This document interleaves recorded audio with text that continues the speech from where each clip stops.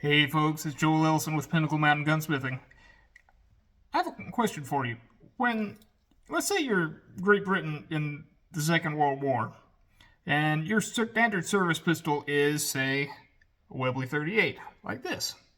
That should look familiar for anyone watching our channel long term, but suddenly you have a disaster like the evacuation at Dunkirk, and you have to leave a lot of equipment behind, and you have nowhere near enough revolvers to supply your fastly growing army. Well, what do? Well, the answer is you turn to your ally across the Atlantic, the United States. And they supply a pistol in the same caliber, meeting about the same standards. And here we have one of these. This particular revolver is a Smith & Wesson Victory. It is chambered in .38 Smith & Wesson, which at the time was a very common cartridge, both over here and as well as in Britain, for civilians as well as police and many other people who own firearms. This particular one is pretty much a Smith & Wesson K-frame, for lack of in modern parlance. It wasn't called that at the time, but that's what collectors tend to call it now. This particular one is in .38 Smith & Wesson. If you're not familiar with the cartridge, here is .38 Special, very modern, very common nowadays. This is .38 Smith & Wesson. It's, for all practical intents and purposes, it's very similar to .38 Special. It is a lot shorter, of course, about 3/4 inch long, and is loaded to much lower pressures, but it's pretty much the same. When the British decided to adopt the Smith & Wesson Victory, they did make a couple of concessions. First off, this is a swing-out cylinder, which we are very familiar with in the modern revolver world. And it does, however, have simultaneous eject, with this nice ejector lever, and it locks up pretty solid. In my opinion, this is actually a much nicer trigger than what was on the Webleys. My trigger pull gauge measures this to about 6.5 pounds in double action, and about 1.5 pounds in single action, which is very nice. It's well worn in. This particular piece is one that we've actually refinished, and it's going to be a very nice shooter for someone one day. Down here we have our serial number here on the butt, as well as the V. That's one reason why these were called the Victory model. A lot of U.S. servicemen also were issued these, and people who generally did not need a pistol for combat purposes, people who may have been pilots or on a ship, or truck drivers, or people who generally, your main job is not firing a gun. But sometimes, well, even the U.S. couldn't produce enough 1911s, so these were up and available. And they've turned out to be fantastic service guns. I'm a big fan of them, personally. But this is kind of what we, in the U.S., think of as a normal revolver, quote, normal. It's actually quite nice compared to everything else that was available throughout the world at the time, and it shows.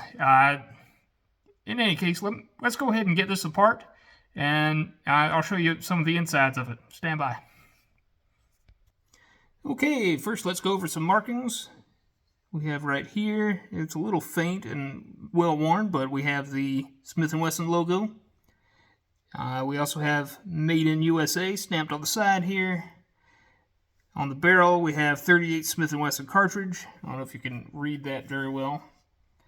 And also over here, we have Smith & Wesson stamped on the barrel. And we have .38 7.67 inch. That's .38 caliber, 7.67 inches long, which is .38 Smith & Wesson.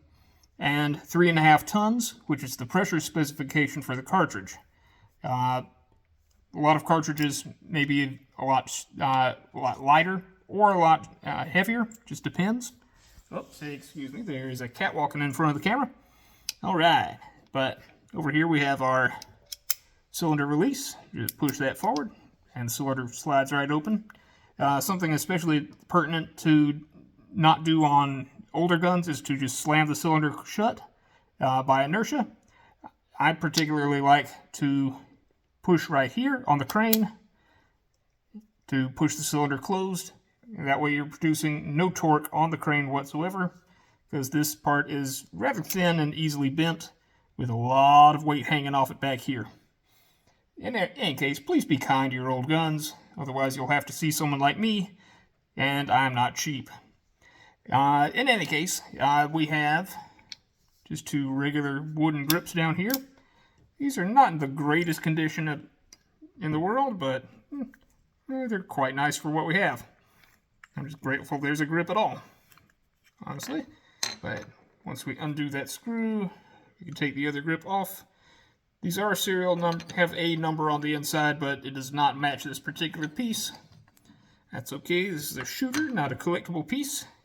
Down here, originally, there was a lanyard ring that has been cut off rather crudely with a hacksaw, but we have refinished over that, and honestly, it doesn't make a whole lot of difference for the functionality of the piece overall.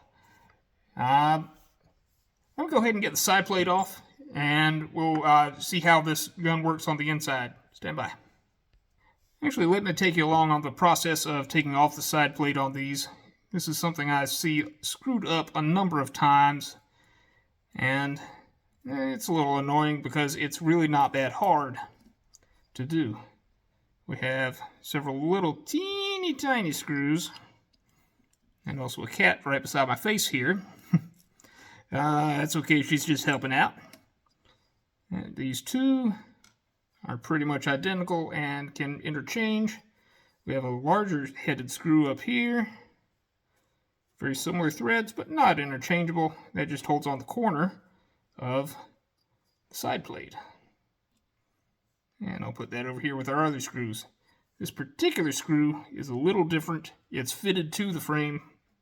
And this is also the screw that you need to take out in order to remove the cylinder and crane for cleaning and maintenance. That's a pretty important maintenance step. And just don't mix it up with the other screws. Once we take that out,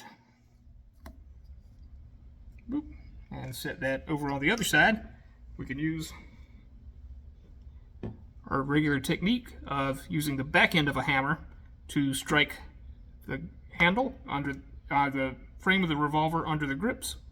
And I'm just going to keep my hand here so that the plate doesn't come flying off and drop on the floor and I have to refinish it. And then I'm sad. Yep, just a few whacks and our plate comes off nicely. And we can see we have our enhanced safety. If you're familiar with Smith & Wesson K-frames, this part was added after a couple of negligent discharges with some of these, in which case the revolver dropped on the ground or on the deck of a ship, went off accidentally, and sometimes injured or killed the person carrying it, which was not a good thing.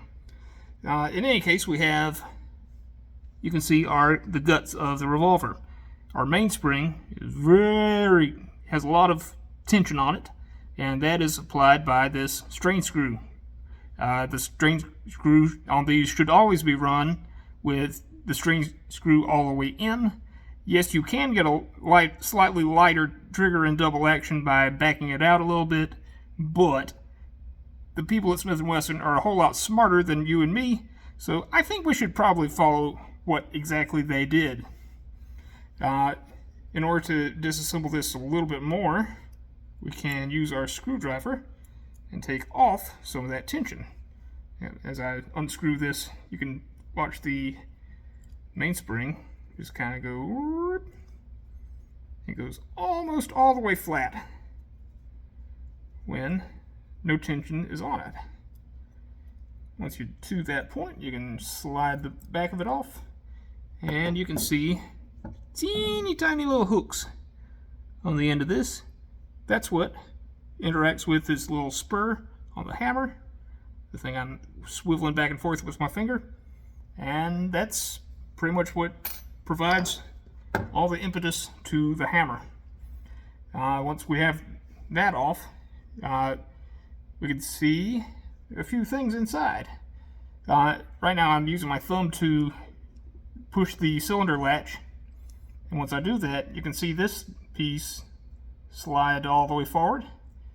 That not only lets us open the cylinder, but it also blocks the back of the hammer, and it prevents the trigger from doing anything when the cylinder is open. That's very important out of battery safety. Don't mess with that. In any case, we can, once we have the cylinder closed, or we could just pull the cylinder latch back, we can freely move the hammer and use the trigger to kind of hold it there, do a little wiggle, and our hammer comes right out. We have our double action little wiggly bit right there. I know that's a technical term, but yeah, it's right there. We also have our rebound. This is what pulls the hammer back when it is when you release the trigger. I actually have a special tool for that, for removing that. Let me get that real quick. Stand by. Alright, and we're back. And we have our special tool. You can make these yourselves, but I bought this particular one. It's got a couple of 90-degree bends, a hole in the middle, and a slot down the side. That allows us to get in right here behind the rebound and push it in and pull it up like so. We have our rebound spring, which is deceptively strong, and that comes right out.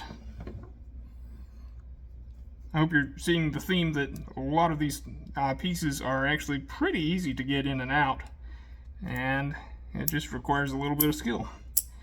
We have our cylinder stop right up here. Yeah, make sure I'm in frame. Yeah, right in here.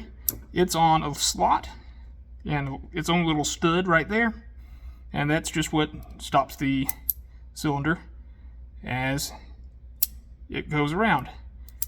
If you see that, and as the trigger goes forward, boom. Yep, it slides back and forth in the slot. It is held in with another screw right down here. That's just a little plunger. And if we hold the hand back, we can, it's actually possible to just lift the trigger right out. He says as he fails to do so. Hang on one sec, let me wiggle the cylinder out. That might make my life a little easier. Boop. Once we open that, we can slide that out. A little bit of oil on there, as there should be, just to prevent rust. But yeah, here we have the hammer back, the trigger back here. We can slide this up, and here we go. The hand has a spring inside of the trigger, and that's what powers it. And we have here the tail that just fits inside this little hole in the rebound right there. And that's also what provides your trigger return. And here we have our cylinder latch. That's just held in with a little screw right here, or kind of a cap, really. Once we loosen that, we can take that off, take off our cylinder latch, and we can pull back on the front of the cylinder latch and slide it out. Some of these from this period have a separate little plunger back here. This particular one is captive. Make sure it doesn't go flying across the room as you take it out very carefully. Ask me how I know. And we can go ahead and use our screwdriver to loosen this screw. And There we are. One teeny tiny screw. Lots of little bitty screws on this particular piece. And once we slide this forward a little bit, and we have our plunger and spring inside there. I'm going to set those aside, make sure I don't lose them. And our cylinder stop should kind of wiggle off of its little stud. I'm just going to encourage it here a sec. And yeah, here we go. That's, ta-da! Here we are. It is rather oddly shaped, kind of small, and very hard to, well, not that hard to replace, but a little bit fiddly to get in and out. And that's all the bits. That's all the parts inside. We do also have a little plunger up here where the ejector rod goes, interfaces with the barrel. That's very hard to get in and out. I'm not going to do it on this particular one. The outside of this we have refinished. It is refinished with Durapark, which replicates the original parkerization that was on the outside of these. Yeah, this particular one has some British provenance in that it has a Birmingham Nitro Proof mark right up here on the frame, right in front of the forcing cone. And yeah, this is a really nice piece. When I first got it, it had active rust on it. It was just terrible condition, but I saw the potential in it, and I went with it. It's taken a while to get it in this condition, and this should be a very nice shooter for someone. Let's go ahead and reassemble it, and I'll give you some final thoughts. Stand by. Alright, here we have it now. We're all back together. Let's check single action.